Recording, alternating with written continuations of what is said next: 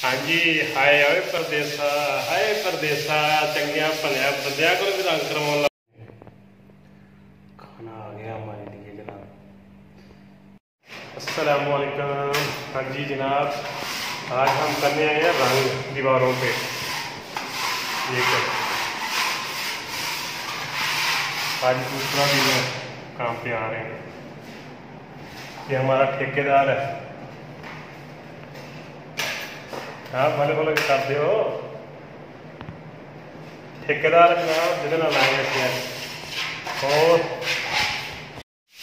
हाँ जी, हाय ओए परदेसा, हाय परदेसा, चंगिया भलिया बंदिया को भी रंग करवाने लग पिया तू है।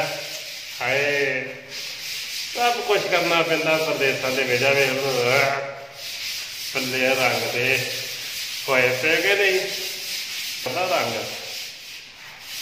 साजी इधर भी मारो उस्ताद है साडे रंग कर रहे हैं जनाब। आओ कमरा उस्ताद वेला साडा वे मारे कि नहीं। ये किया अभी, इंशाल्लाह ये आज खत्म हो जाएगा, कल को दूसरी जगह में इंशाल्लाह।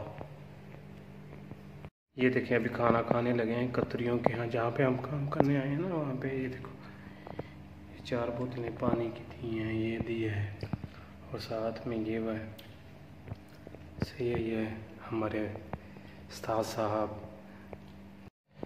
हाँ जी, खाने का टाइम हो गया है तो ये हम उन्होंने हमें खाने के लिए दिया। ये देखें सही है, ये चावल दिए और ये